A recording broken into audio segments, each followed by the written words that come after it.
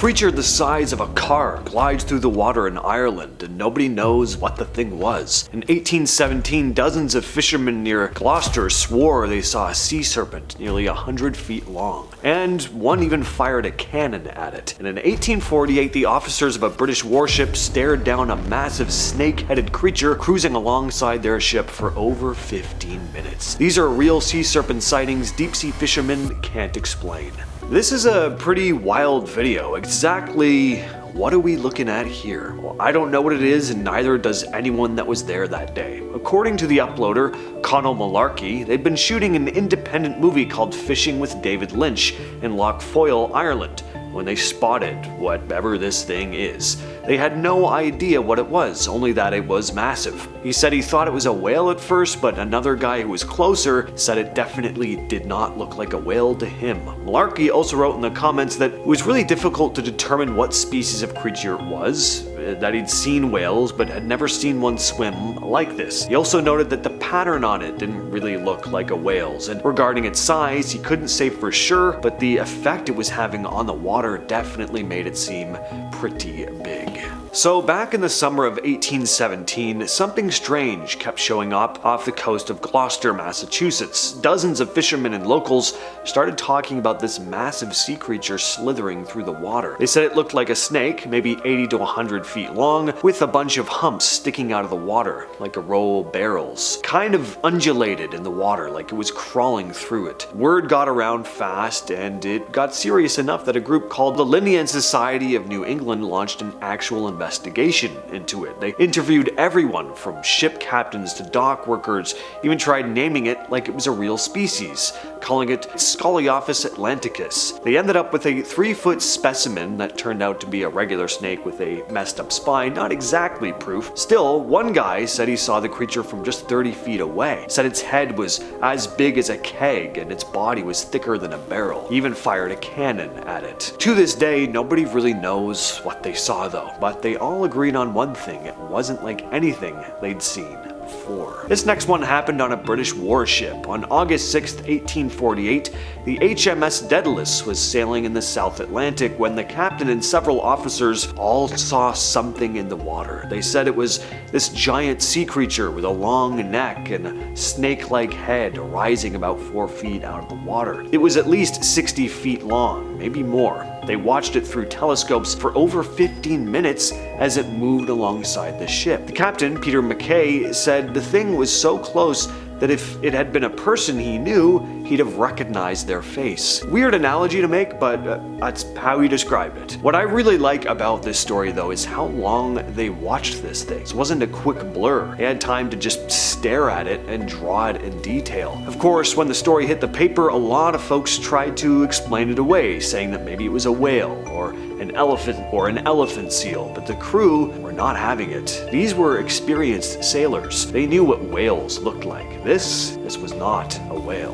In 1638, some English settlers were exploring around Cape Ann, Massachusetts. They were out in a small boat with indigenous guides, maybe fishing or scouting the shoreline, when they noticed a huge serpent coiled up on a rock just above the waterline. The way it was twisted looked like a cable, according to a settler named John Joselin who'd heard the story and wrote about it years later. The settlers wanted to shoot the creature, but the indigenous guides stopped them and warned it could be dangerous to wound it. In John Joselin's exact words, "They told me of a sea serpent or snake that lay coiled up like a cable upon a rock at Cape Ann. A boat passed with 2 English on board and 2 Indians. They would have shot the serpent, but the Indians dissuaded them, saying that if he were not killed outright, they would be in danger of their lives." It's midsummer 1734, out near Greenland's coast, and a Norwegian missionary named Hans Egede is on dock with his crew when suddenly this thing slithers up out of the waves, its head shooting up higher than the crow's nest. Hans later described it as a, quote, "most terrible creature." It had a small wrinkled body, massive paddle-like fins, and a tail that stretched longer than the entire ship. His son later added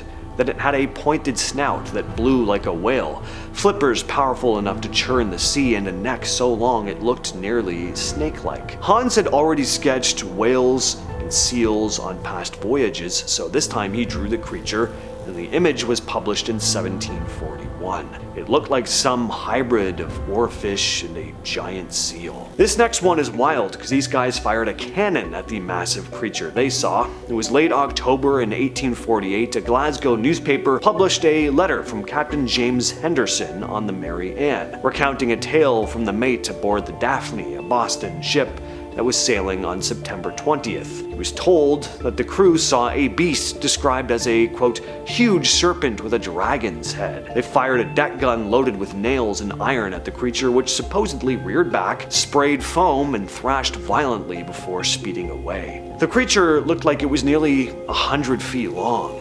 This letter was all over newspapers. It was reprinted at least 36 times in big papers like the Globe. Down in British Columbia's Cadborough Bay, locals have long talked about Caddy, a legendary sea serpent first named in 1933 by journalist Archie Wills. Sightings go way back to the 1880s though.